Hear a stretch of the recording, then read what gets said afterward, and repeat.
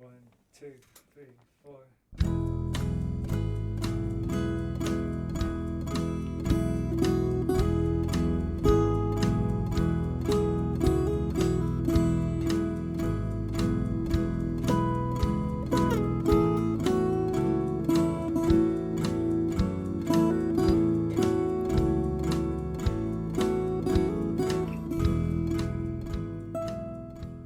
You are listening to Skylight, the Skylight Books podcast. Skylight Books is a general interest bookstore in the Los Feliz neighborhood in Los Angeles. You can shop with us from 10 a.m. to 10 p.m. or visit us online 24/7 at skylightbooks.com. Follow along at Skylight Books Instagram and Twitter. You can subscribe to the podcast on Podbean, iTunes, and Spotify. Thank you for listening, and now on to the episode. Hi everyone, welcome to the Skylight Books Crowdcast channel. My name is Natalie. I'm a bookseller and podcaster at Skylight Books. Thank you for joining us. I will be your host this evening. So I am going to, without further ado, introduce you to our guests tonight. Rosecrans Baldwin is the author of The Last Kid Left, You Lost Me There, and Paris, I Love You, But You're Bringing Me Down. He is a frequent contributor to GQ and co-founded the online zine, The Morning News. He lives in Los Angeles. Charles Yu is the author of 4 books, including his latest, Interior Chinatown, which won the National Book Award for Fiction. His fiction and nonfiction have appeared in a number of publications, including The New Yorker, The New York Times Magazine, The Atlantic, and Wired. And now you are going to get to talk to these lovely guys. Go ahead and take it away. Thanks, Natalie. Thank you. Thanks, everyone, for coming out. Hello, Rosecrans. Congratulations. Thank you, Charlie. It is so nice to see you in your Zoom cave and me in my Zoom cave. Your Zoom cave has more books and a better background. I deliberately rearranged my Zoom cave to have the books in the background versus a very bright window that was going to look awful. Well done. You look very well read. And so this is publication day, right? It is publication day. The book literally came out this morning. It is on shelves at Skylight and your local bookstore and all over the place. And I think you and I were talking earlier, it was a very surreal day because I woke up to find out that the New York Times had, among other places, had reviewed the book today and reviewed it positively. So it's kind of a mind melt today. Yeah, it's weird. That's so exciting. I am thrilled to hear it. I'm glad they got it right. It is a fabulous book. And I know sometimes we were talking about it a little bit before, you can be waiting on pins and needles, wondering when that Times review is going to come out. You're lucky to get one and to get a great one like that, which I read the review. It is great. And I loved what they said about it, which is that you didn't try to write the definitive history of LA. You wrote something both deeper and I would say more, I don't want to say personal, but you wrote something that really was quite an exploration. That's fair to say. So I just would love to hear you talk first about, I skipped over my first question, which is the obligatory, how has the pandemic treated you? We can come back to that since we're already talking about the book. Let's talk about the book because who wants to hear about that, honestly? No. How did this book happen? What can you tell us about it? Because it is such a unique work, and I'd love to hear you talk about it. Yeah, I would love. Thank you. I would love to tell you. What happened was we moved to Los Angeles about 6 years ago. My partner Rachel and I. And I had these 2 very strange sort of epiphanies or ideas or thoughts, or feelings very early on into moving to LA. One, I felt like I was home, which didn't make any sense to me because I'm not from here, unlike you. I was born in Chicago. I grew up a little bit in Tennessee. I mostly grew up in Connecticut. I studied in other places. I lived in other cities, but I really didn't have any connection to LA. But there was an intense feeling from the get-go that this was the place for me to be and that I just had a really I don't know, not necessarily romantic, but just a sense of gravity here. And two, I didn't understand it at all. Like I found LA confusing and maddening and beautiful and weird and enormous and so diverse. And I just got hungry to just learn everything I could about LA. So I just started reading every book that someone would recommend to me. I would go to the library, I would find novels and poetry and history books. And so over time, I started realizing that LA is so much bigger than all the cliches that are attached to it. But the cliches sort of linger, right? And that LA is very vast in ways that really resist single stories, that resist the idea that you can contain or explain LA. Like LA doesn't care about being explained. And yet there's all these stories here that are sort of sitting there untouched. And so there was an article that came out in Forbes magazine in 2010, and it made the argument that the idea of a city-state, and so just really quickly, just to explain this, a city-state, the concept is the idea that there's a metropolis and a surrounding sort of area. It's sovereign onto itself, has lots of trade, has a diverse group of people living there, depending on each other, depending on the resources nearby. City-states were kind of how the world was carved up, right? Before the world got turned into nations. That since really as early as we've had civilization, there's been places that were just we had empires, we had dynasties, but we didn't have, this sort of just grid of countries that we have now. And the article made the argument that if we expanded the idea of a city-state, it might help to just get a grasp on some of the mega cities of today.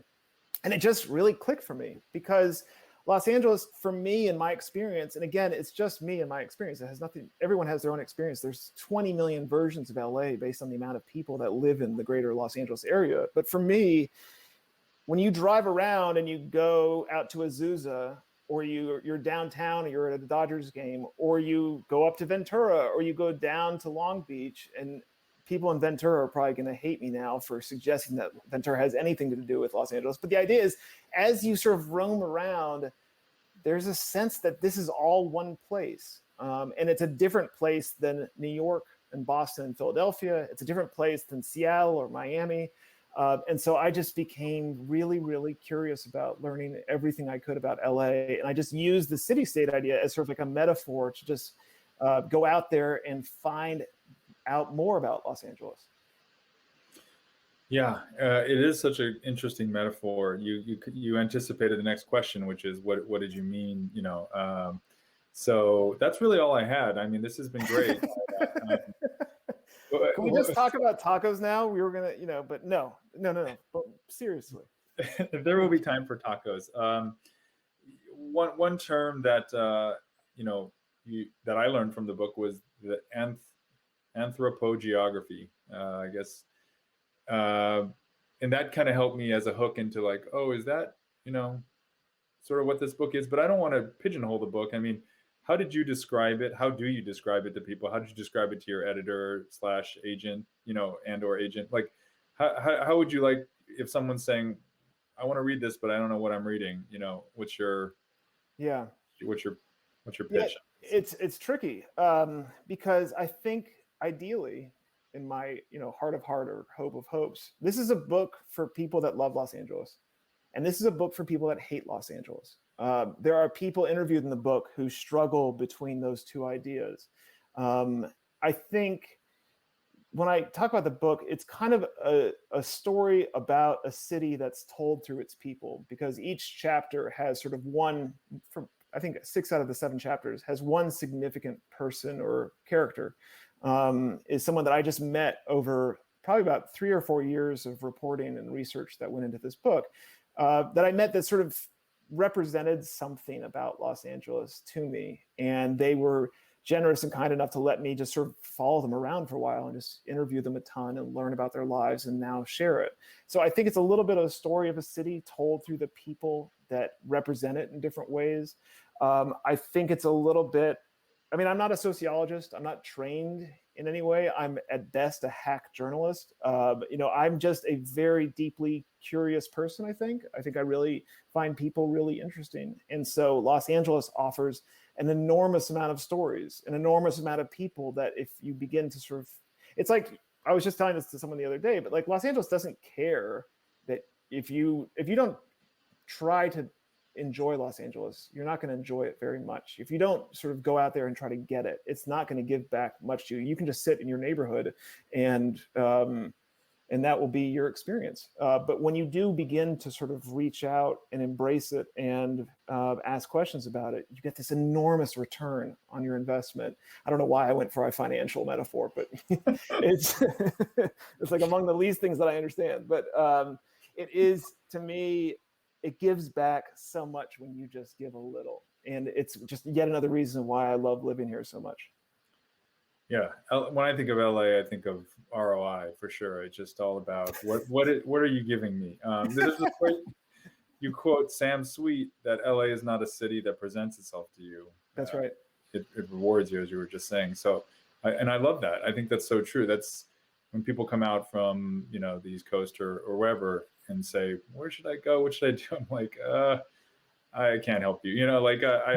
But you're gonna. It's a terrible place to be a tourist. I would never wish this place upon someone as a tourist. And it's a secret, I think, about, obviously though, let's be real. Los Angeles is a terrible place for many people. It's got enormous problems. It's got, that's what I think. Some of the stuff I talk about in the book is that LA isn't necessarily, if you're looking to explain the United States by staring at Los Angeles closely enough, it's not going to be the solution to that challenge. It is, however, a place that contains, it's obviously the face of the homelessness problem that is right now afflicting so much, particularly of the Western United States. It is a terrible study in the climate crisis and how we are being affected by it. It is, the income disparity here is, frankly, it's like disgusting. It is really, really gross. And I get into some of this stuff in the book. Obviously, I'm dwelling on some of the problems right now because there's so many of them. And that Los Angeles, I think, does bring to Los Angeles, it's very hard to hide some things in Los Angeles except money. Money gets hidden. There is so much wealth here that's buried away that people don't see. But a lot of the problems that in other places get tucked away here are really played out. And there's good and bad about that, I don't know how you feel about that. I think I lost track of the question. Yeah, no, I'm listening to you because I feel the truth of what you're saying, and I'm curious about where it comes from in terms of what do you think it is about LA, especially having come here, relatively recently, that gives rise to what you're talking about, that certain problems play out here, whereas they could be tucked away. Is it that it's more spread out? Is it something culturally? Is it? I think in part we are helped is the wrong verb here, but this is assisted by the vast numbers of people that live here in all strata of our economy.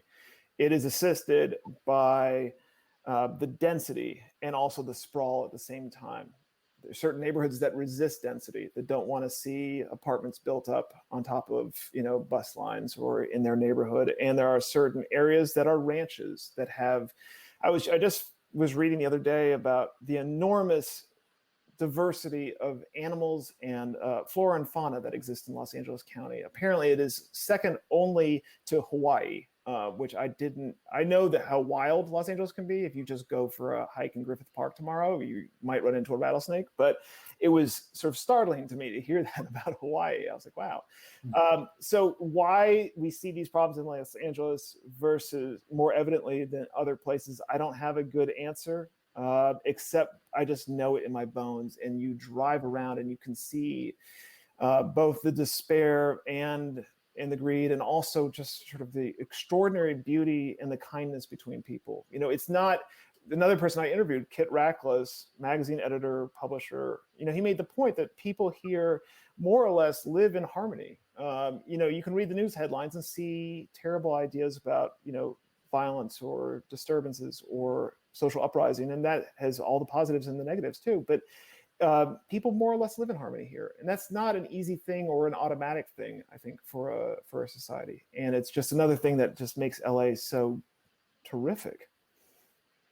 You talked about you mentioned there's a chapter that is centered around Skid Row, and we can come back to that. I think you open the book with this kind of incredible scene setting. You're at a hotel near LAX. Is it a hotel, or you're in the basement? It's the hotel basement. Yeah. Hotel basement.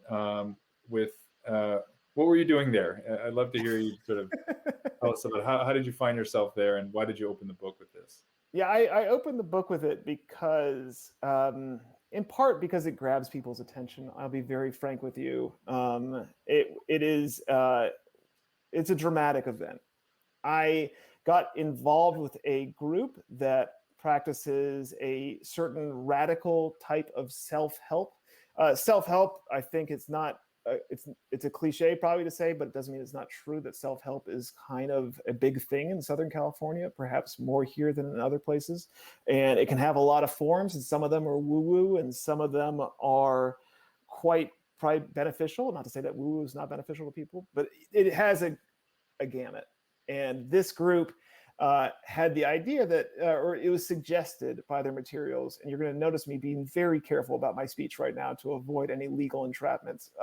They had certain ideas about how the things that have gone bad for you or wrong, or perhaps you've just had real bad experiences in your life, that they could sort of, in a sense, deprogram you and reprogram you into a better version of yourself. And so this led to 5 or 6 days and nights of very intense group experiences with about 200 other people in a dark room in a basement, where we are wailing and gnashing our teeth, and you're just hearing people talk about the most intense experiences and crimes and traumas of their lives. And meanwhile, we are being attended by a staff that I'm pretty sure had no medical training and no real training in psychotherapy, and was just running us through these games and exercises that it turned out were based on a group from the 1970s and 1980s that achieved a huge following by doing similar exercises. And then basically, again, I think this is true, got sued out of existence because of too many people who had very adverse reactions while doing their trainings with them. And so, so I did that for the book, among a lot of other things. And I have a feeling my parents are probably listening to this right now. So Mom and Dad, when I talk about the fact that I was screaming at you in the dark, it's true, but it was kind of concocted for the moment. Well, it does grab your attention. It's very exciting. I won't spoil it.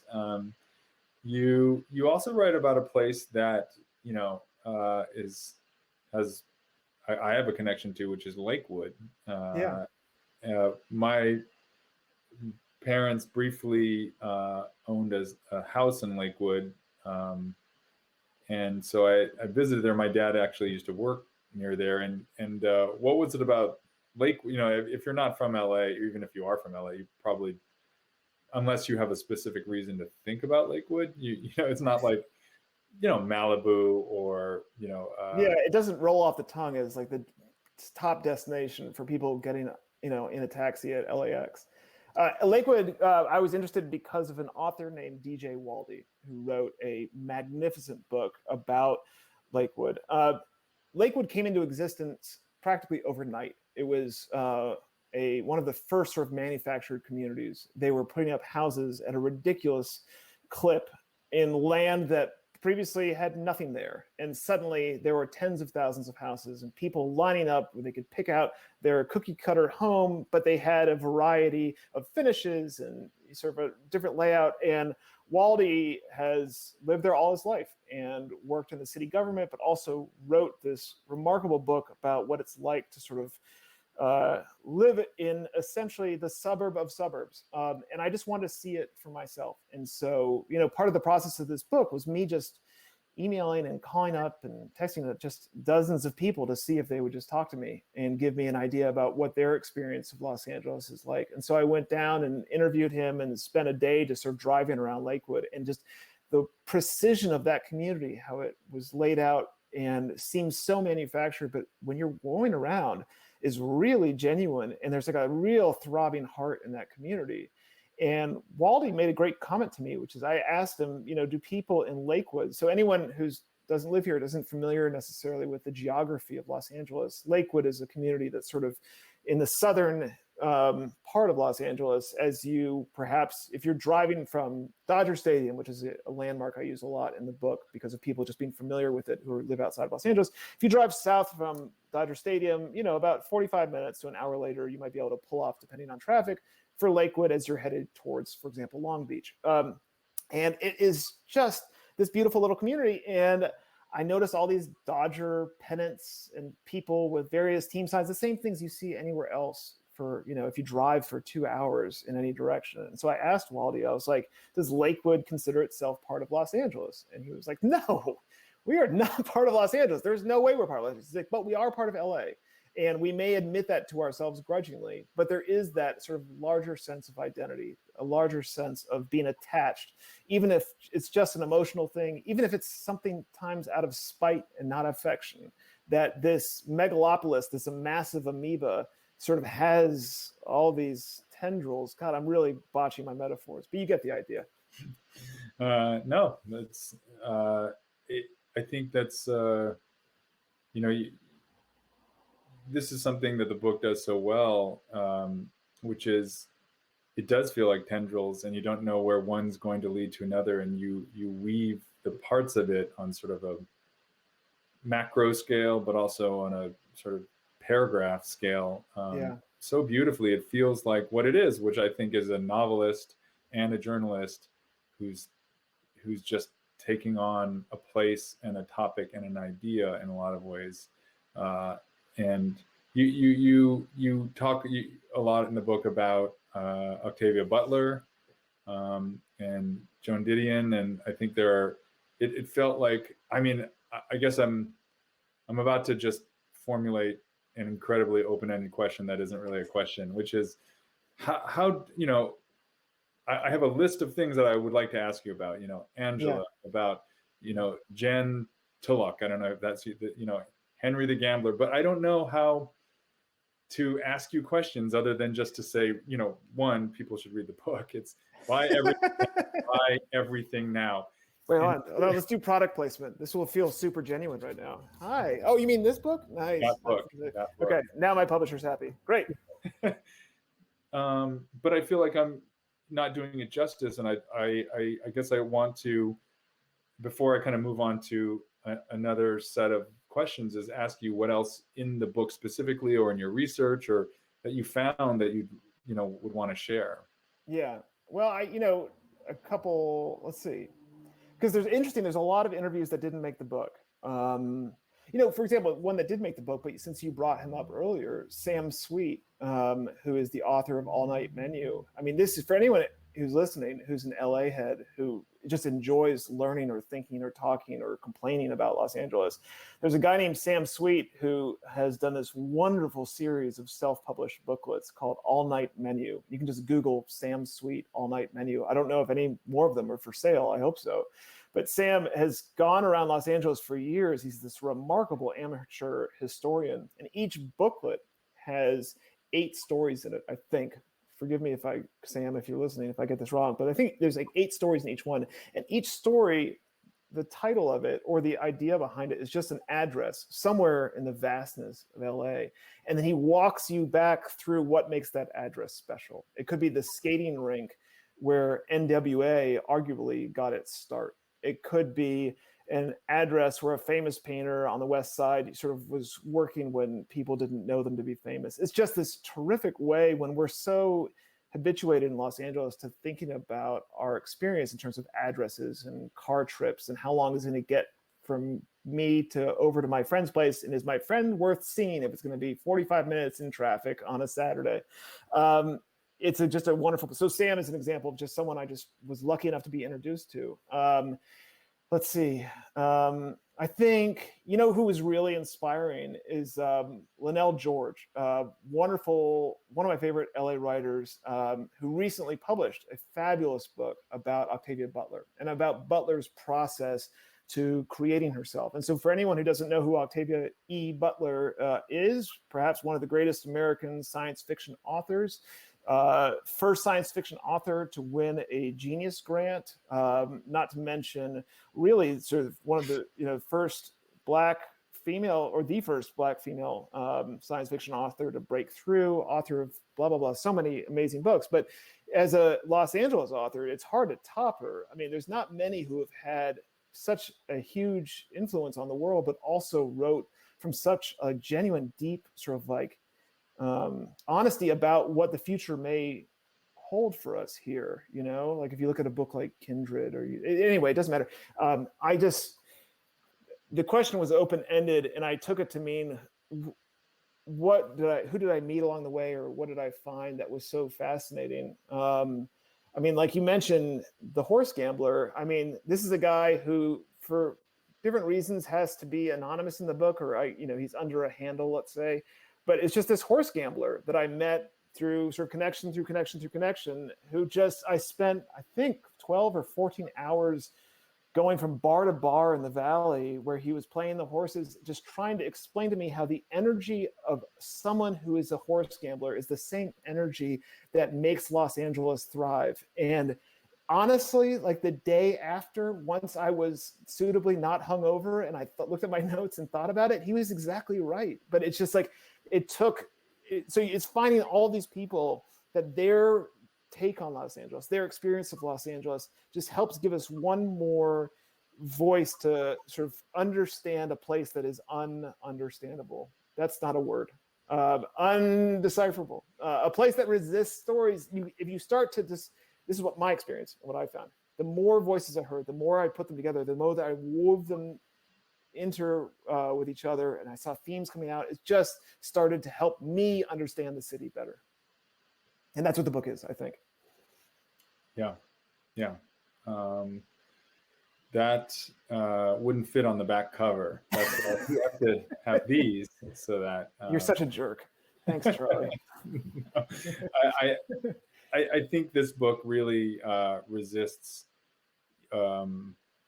easy summary because it's so rich. I think it is such, and you don't, as you were talking before about inequality and in the section on Skid Row, but I'd say throughout, like maybe feels like the whole last quarter of the book, really, you're really tackling, like you don't shy away from difficulty or from hardship. It's not a kind of rose-tinted travel log, of pretty places. And so I think it's a really important book for LA. And I will move from that to asking you a bunch of superficial lightning round questions, because I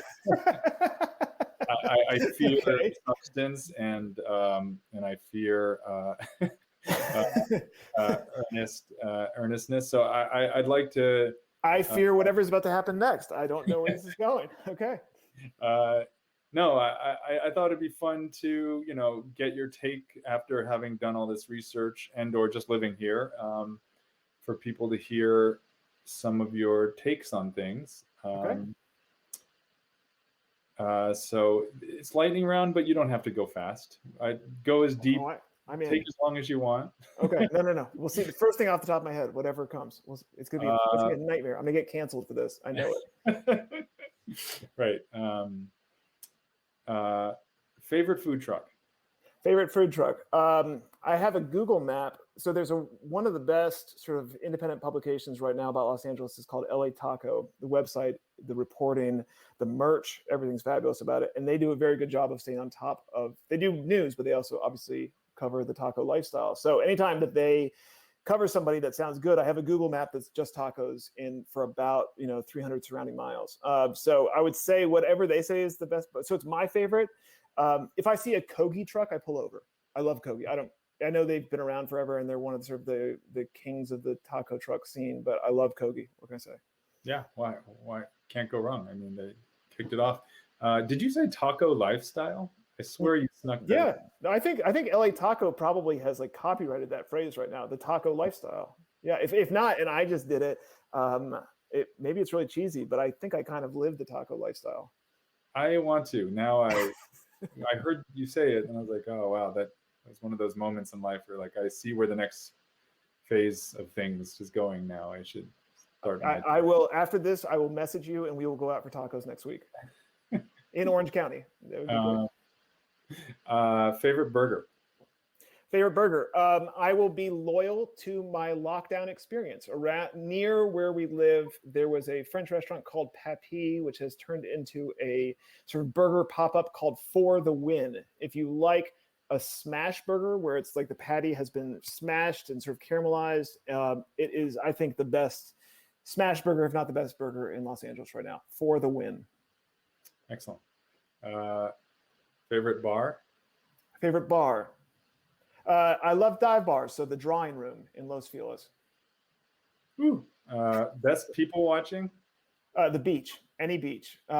Venice, obviously, Dockweiler. Yeah, I mean, not Malibu. But yeah, I'd say either Venice or Dockweiler. Do you do yoga? I've been trying to more over the pandemic. So is this like a best yoga question? Yeah, or place. Yeah, best yoga. I'm using YouTube videos that I'm not paying for. It's probably bad. I don't know. I'm horribly unflexible. So yeah, no. Let's good answer. Next one. I also exercise on the internet. That should be its own channel. Charles Yu exercises on the internet. No, it should not. Yes. Favorite hike? Favorite hike. I just did the Backbone Trail. This is amazing. It's a 67-mile through hike. It's like a backpacking experience in Los Angeles. You start in the Palisades and you end up in Western Malibu 4 days later after 67 miles. It's awesome. It is beautiful. It's strange. It's going in and out of sort of like private and public space. It's amazing. Yeah, the Backbone Trail. You can do it as day hikes too. You can chop it up. I did it for a magazine article, but yeah. Whoa, wait, so you camped? Yeah, well, so the trick is that some of the campgrounds where you can normally camp are still closed because of the pandemic. So I did a combination of staying in camp, like camping. So I had like a backpack and a tent and sleeping bag and backpack and stove, and not versus a regular stove. I don't know. And and so I was just bumping along. But I also would stay at Airbnbs because the trail itself goes through private neighborhoods. So if you're willing to sort of like hop off the trail and walk a mile, you can usually find an Airbnb pretty close. Oh, that's neat. Did you do this solo or did you do this? I did it solo except for the last night and the last day when my friend Victor came along. I also was wearing boots that were too small, super, super dumb mistake. And so my friend Victor very graciously brought me a pair of sneakers because my feet were bleeding monsters. Wow. Yeah, so hi. When does that article, are you allowed to say? That's for Travel and Leisure magazine, and I think it's going to be out this fall. Yeah. Cool. Yeah. Best freeway. Gosh.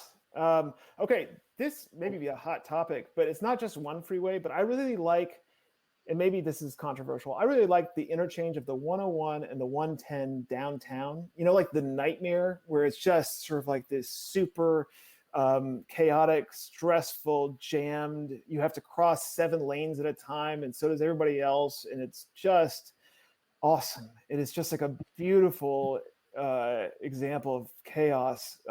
So I like that. I don't know. I mean, I also like yell at it, but can we do the worst freeway? Yeah, we can do that. I hate the 5. I hate the 5. The 5 is trying to kill me, and it's trying to kill everybody else. It's the 405 obviously is a nightmare, but the 5 is evil. I missed one. Best view. Okay. Glendale, Mount Tom.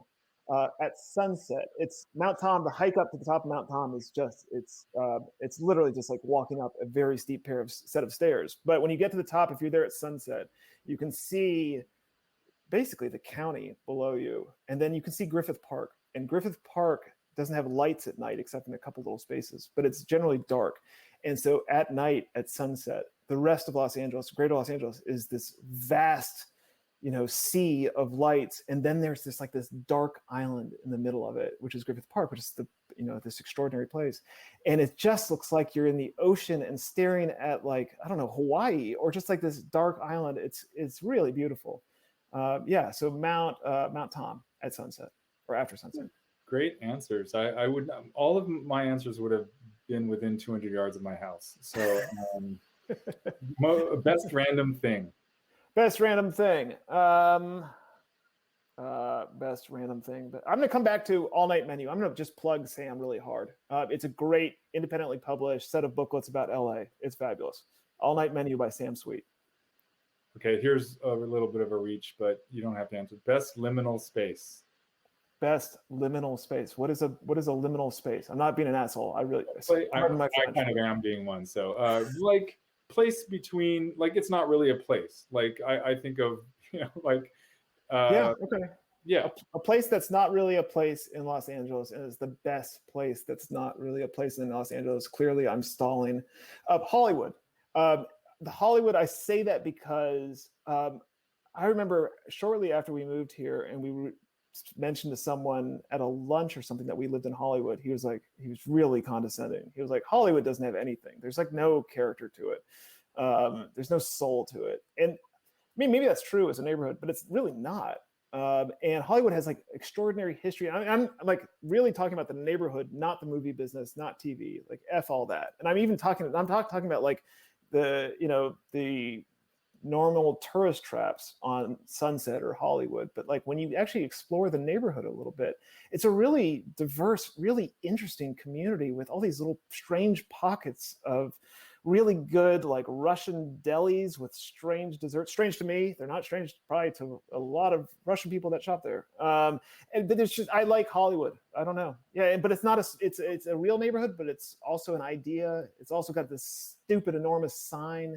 I like bizarre places. I like places that are just have so much to look at. Best month. April. Fair.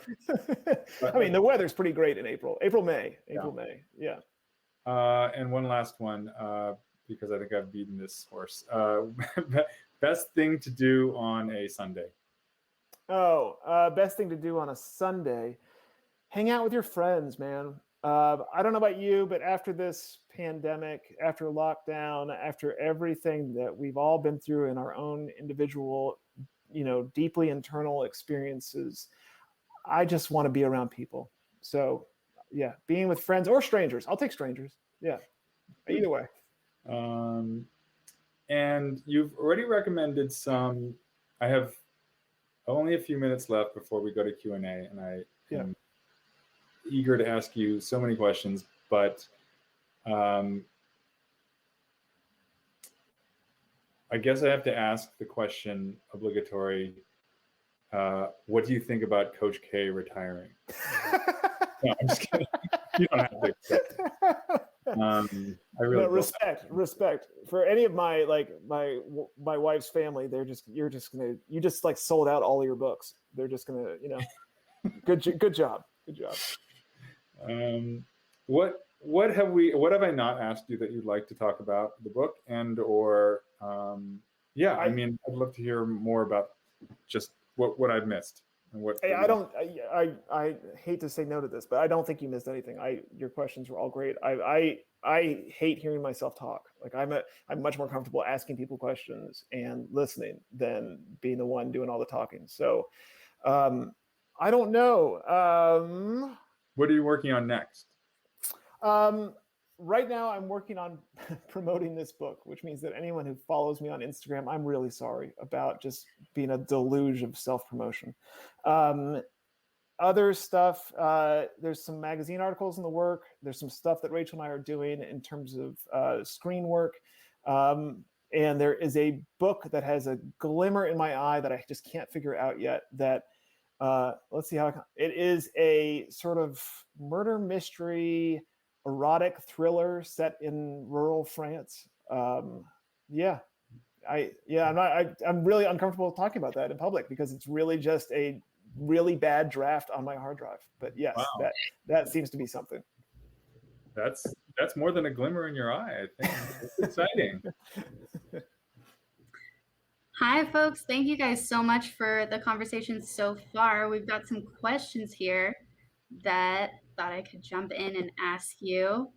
The first one is, what was the biggest surprise about the people you met or the places that you went? I think the biggest surprise among the people that I met, which stands out to me more between the two questions, is how different people's experiences of Los Angeles are. There is no single experience here. And I feel like this might seem kind of basic as a response, but in discovering that what LA means to people is literally, as individual as the millions of people that live here, there are very few things that connect everyone. And it was extraordinary to hear how different each person's experience of living in Los Angeles was, for joys and highs and pains and lows. And there were certainly things that connected them. And I've tried to sort of draw those out in my book, but it really brought me back to the idea that this place is a very different kind of city than, yes, obviously in New York, everyone's got their own take on New York. In San Francisco, not everyone works for Silicon Valley, I don't think. But in Los Angeles, there's just a sense of people sort of living on the edge was a unifying common thread, whether that is on the edge of great success or on the edge of just everything falling apart. And then also, there's a great humdrumness to Los Angeles. So sometimes it feels like nothing's happening here, and sometimes it feels like everything is happening all at once. But again, it was really about the variety of people that I was just so blown away by, and I really treasured. What was the first thing that struck you about LA? It smelled like flowers. That was weird. It was like week one. I was driving. I was in traffic. I think I might have been on the 101, and it smelled like flowers, and it didn't look like flowers. There's a sort of city planner in the book that I interviewed named James Rojas, who talked a lot to me about in the book about how Los Angeles is a gritty place, right? It's not cozy is the word that he would use. And that by cozy, meaning partly an aesthetic thing, that certain cities have a filigree aesthetically that suggests warmth. And Los Angeles doesn't do that. Los Angeles is concrete and grit and sand and barbed wire, and harsh temperatures and harsh surfaces. But at the same time, there is extraordinary social capital. There's extraordinary warmth from people. There's a general sort of niceness and kindness once you get past people's tough exteriors. And he really localized it. He's a city planner originally from East LA, and he spent time in Paris, and he went to MIT, but he came back here and was talking about how particularly in Latino neighborhoods in Los Angeles, you just see so many people out in their front yards or on their front porches or out sort of interacting with one another in a driveway or on the sidewalk or in the front yard. And it's not a closed society. It's not a hidden experience. And that is something that is just really warm and special in a way that is just, you don't see necessarily in other places. But flowers, the smell of flowers was strange. What advice would you give to a recent transplant trying to feel more at home in LA? Of course, after reading this book. Nice, great plug.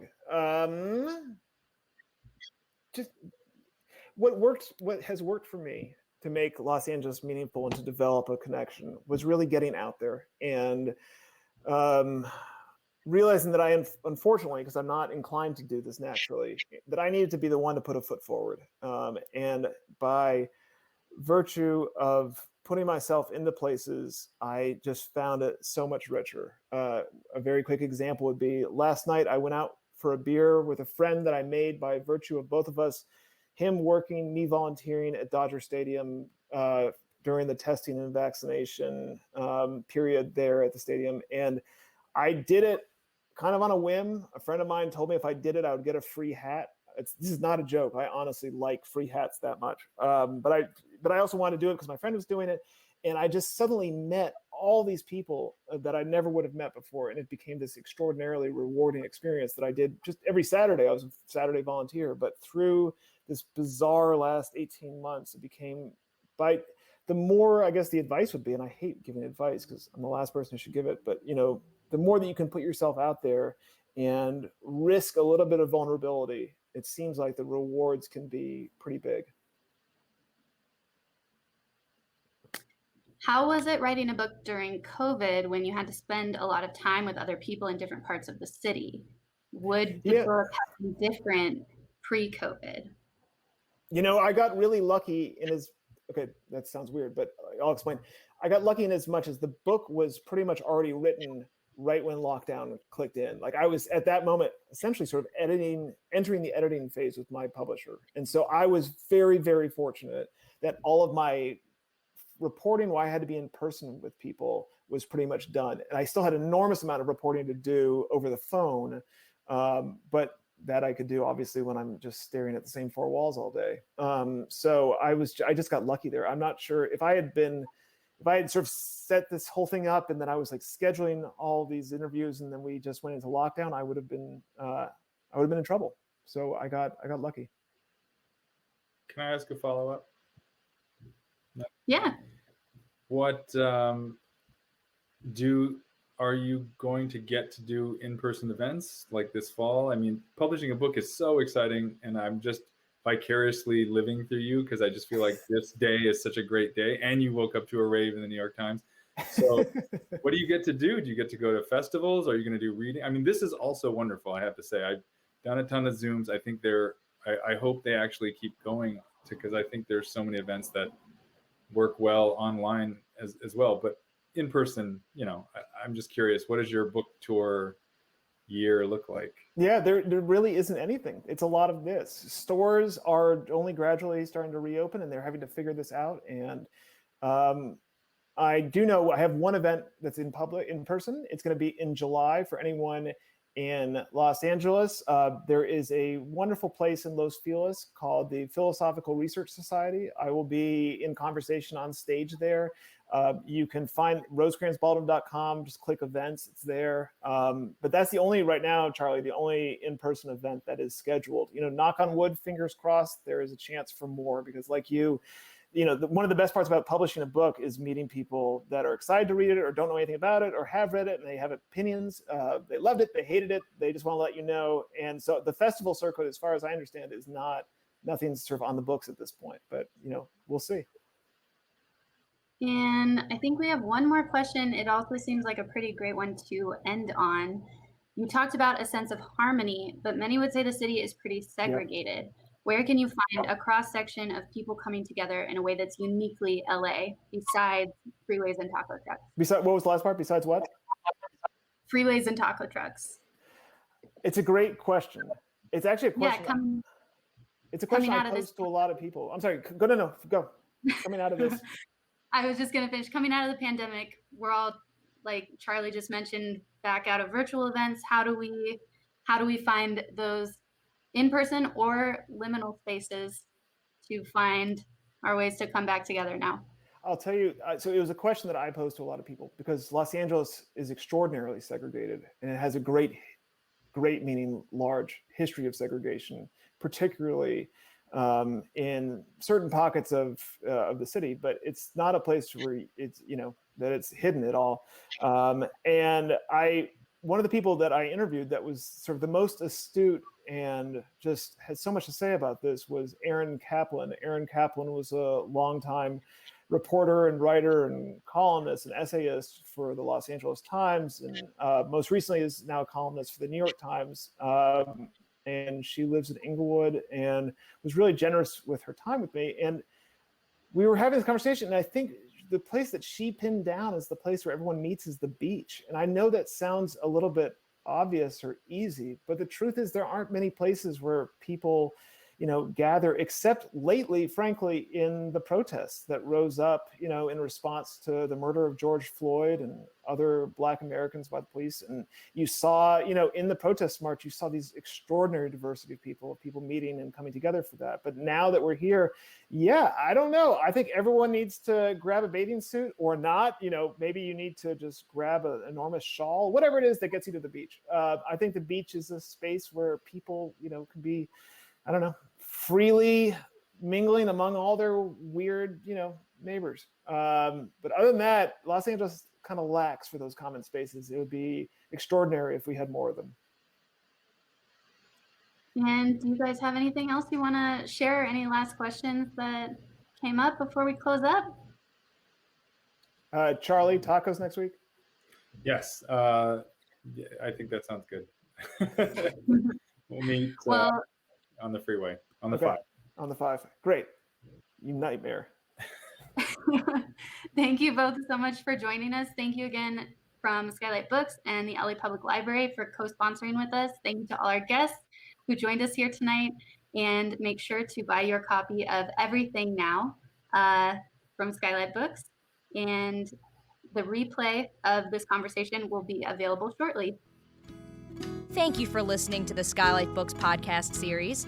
Please don't forget to visit our website at skylightbooks.com and make sure to follow us on Twitter and Instagram. Also, don't forget to subscribe to this podcast for more author talks and bookseller conversations. You can find us on Podbean, iTunes, and Spotify. Stay safe and healthy, and we hope to see you back in our store soon.